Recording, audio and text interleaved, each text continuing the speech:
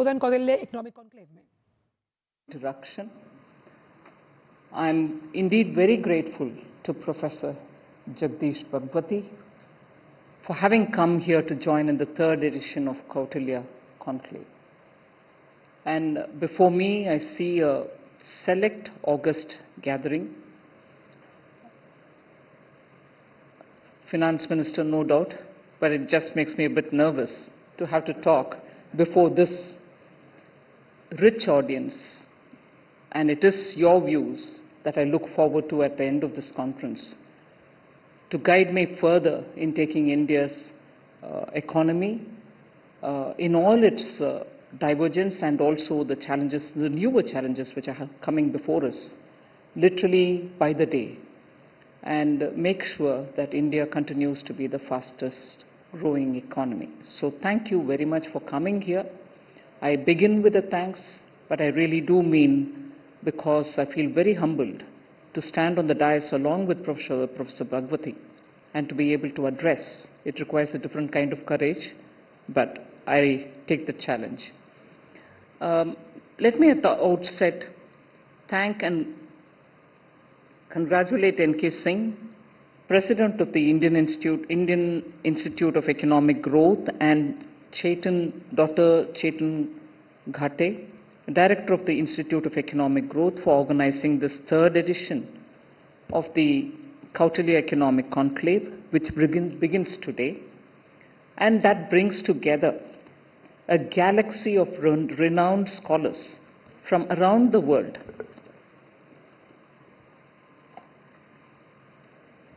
This conclave provides an opportunity for the exchange of latest research and ideas on a host of issues that are engaging the attention of governments globally. Why the India story will provide a unique opportunity for thinking about policy, and it is that which I would want to expand on a bit. India's creditable economic performance in the recent decade was underscored by its leapfrog from the 10th to the 5th largest economy in a matter of 5 years. Sustained high growth rates and maintain inflation well within the comfortable range was the challenge before us, and we are performing to our best of abilities. While it took us 75 years to reach a per capita income of $2,730 as per IMF projections, it will take only 5 years to add another $2,000. The upcoming decades will see the steepest rise in living standards for the common man, truly making it a period-defining era for an Indian to live in. This is being achieved with declining inequality, as the Gini coefficient for rural India's numbers declined from 0.283 to 0.266. And for the urban areas, it declined from 0.363 to 0.314. I expect these improvements to continue as the effects of the last 10 years of economic and structural reforms manifest more thoroughly in the data in the coming years as the COVID shock fades away from the economy. The Kautilya Economic Conclave has become a congregation and a congregation event for policy experts in economics and finance. As India strives towards Vikasit Bharat, we require thought leaders and experts such as yourselves to guide policy making.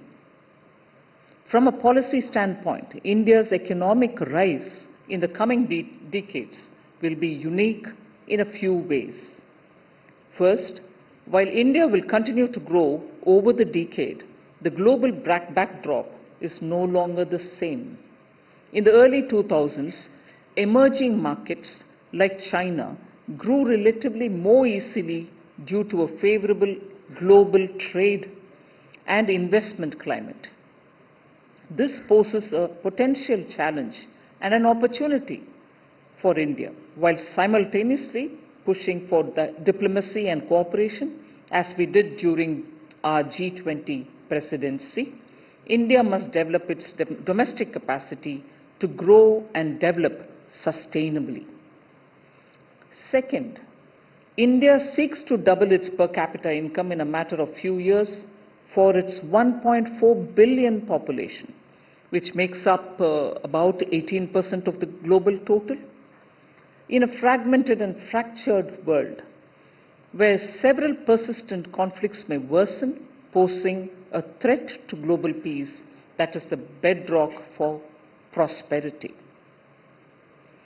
Third, the development journey will have to contend with the twin challenges of dealing with the legacy emissions of the developed world and managing India's energy transition.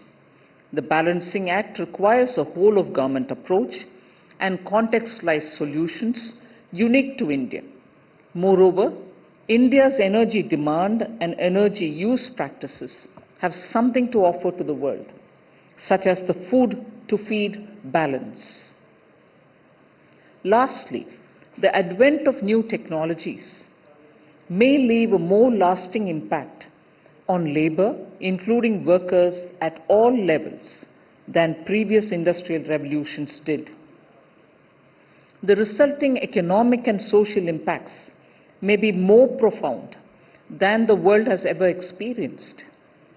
While this is a global phenomenon, it is more acute for India given its vast young population and the need to create livelihoods for millions.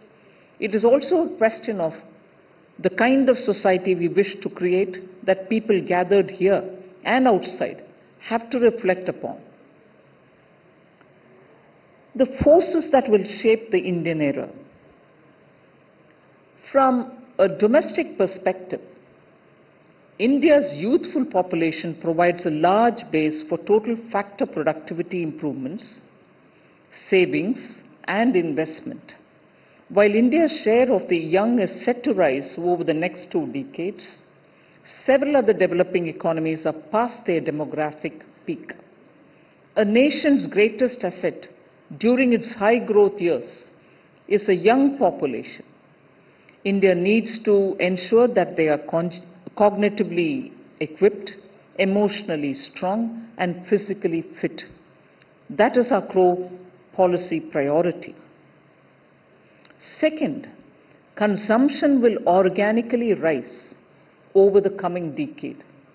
As of now, 43% of Indians are younger than 24 years of age, and they have yet to explore their consumption behavior fully.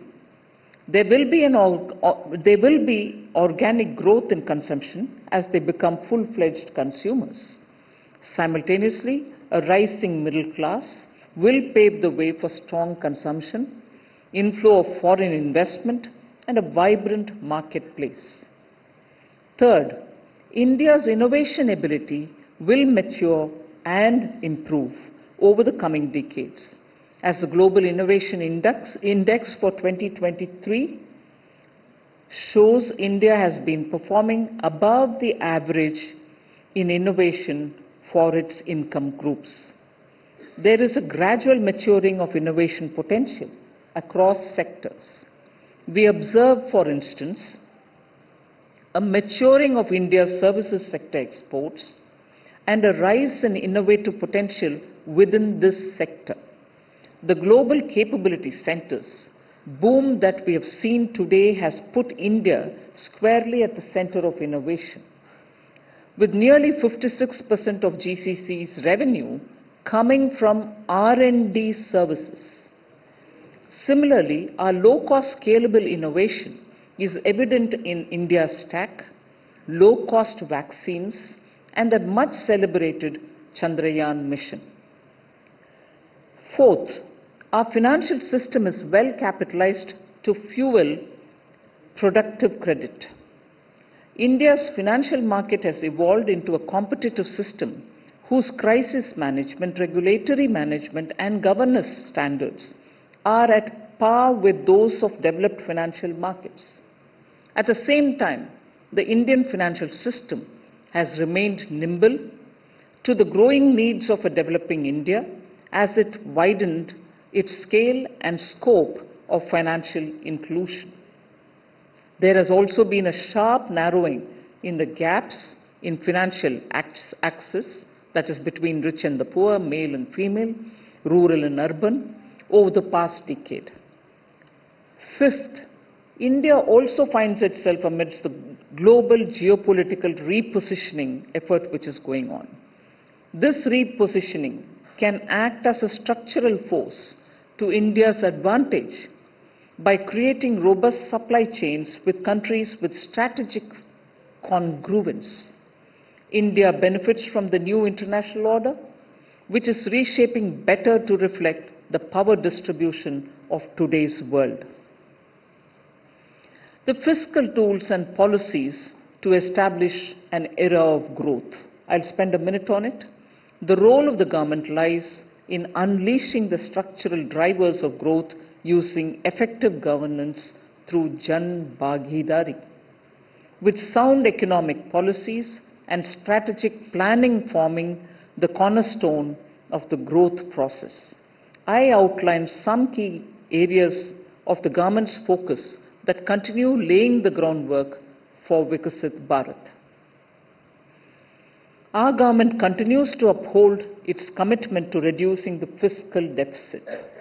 Aided by buoyant revenue generation, restrained revenue expenditure growth, and healthy economic activity, the fiscal deficit is estimated to decline further from 5.6% of GDP in FY24, I'm basing on provisional actuals, to 4.9% in FY25.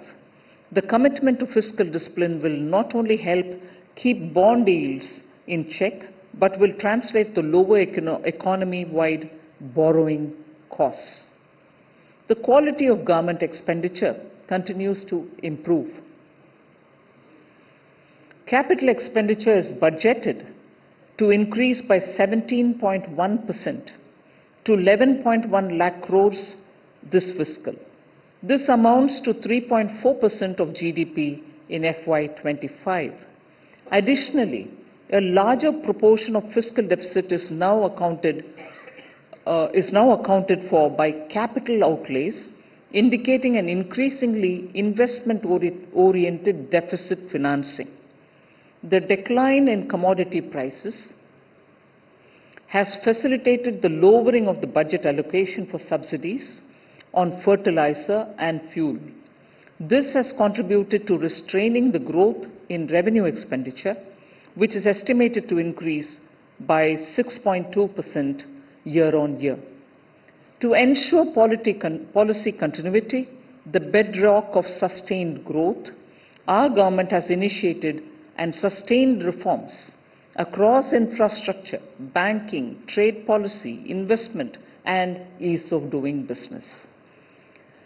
Infrastructure reforms over the past decade have expanded the national highways, increasing by 1.6 times from 2014 to 2024. The Bharatmala Pariyojana has significantly expanded the national highway network, increasing the length of high-speed corridors by 12 times and 4-lane roads by 2.6 times in the 10 years between 2014 and 24. Today, 11.7 kilometers of national highway roads are laid on an average per day, which is 3 times more than what was the case before FY14. India's ports have also made remarkable strides over the past decade and are now at par or even better and above international players. The economic survey this year reported that port turnaround time has dropped by 50% between 2014 and 24.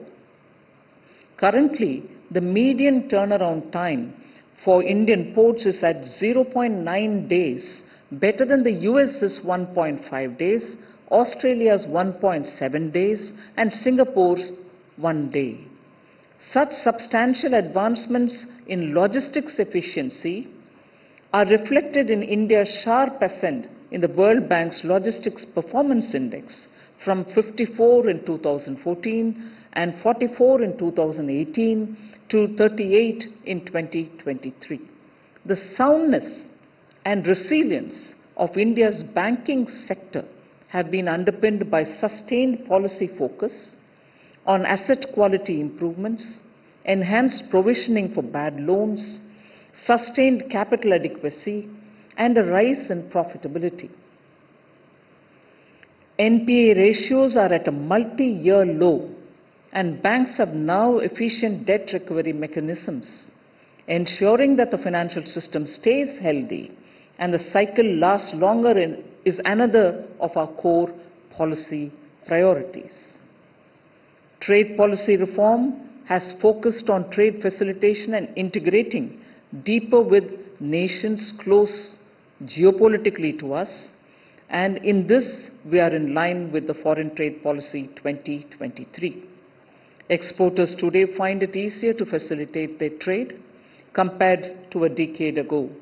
This is evident from India's achievement of 93.5% in 2023 in the UN Global Survey on Trade Facilitation. In addition, a deep free trade agreement or several deep free trade agreements with partners such as UAE, Australia and the EFTA region, a clustered approach to developing export hubs is also being pursued through schemes such as Make in India and districts as export hubs. Investment reform and ease of doing business are central to this government's policy of minimum government and maximum governance. The government has pursued a multi-pronged policy of regulation to reduce investment costs and improve efficiency. We have pursued the deregulation and simplification of labor codes, rolled out the GST, the RERA Act, Insolvency and Bankruptcy Code, and FDI liberalization across sectors. Innovation and rapid advancement in total factor productivity are required in Amrit Kal. Taking cognizance of this fact, for the year FY24, that is, budget allocated 1,200 crore rupees to research and development projects. Further research and development brought forth by a collaboration between academia, the private sector, and government bodies remains key to tapping innovation in the country. Recognizing this, we have set up the Anusandhan Research Fund to seed and promote research across academic institutions, R&D, laboratories, and the academia. Ultimately, the largest stakeholders and beneficiaries of the growth process towards Vikasit Bharat will be the four major castes, namely the Garib or the poor, Mahilaye or the women, Yuva, the youth, and Annadata, the farmer. Accordingly, the budget in Amrit Kal will be devised with these stakeholders in mind. In conclusion, the Indian era is not a phenomenon is not a new phenomenon if we look at the civilizational history of the subcontinent. For 1,000 years, India has created a cultural sphere of philosophy, polity, science and art which spread across borders, not through conquests, but through its cultural magnificence. During this period, the rest of the world benefited from India's soft power. By 2047, as India crosses the 100-year mark of independence from imperial rule, the Vikasit Bharat will assure prosperity not just to Indians, but to the rest of the world. By becoming central to the vibrant exchange of ideas, technology, and culture. I hope the deliberations in the next few days will be vigorous, stimulating, and fruitful. And I hope that overseas scholars carry pleasant and happy memories when they return home. I wish the conference success and look forward to the deliberations. Thank you very much.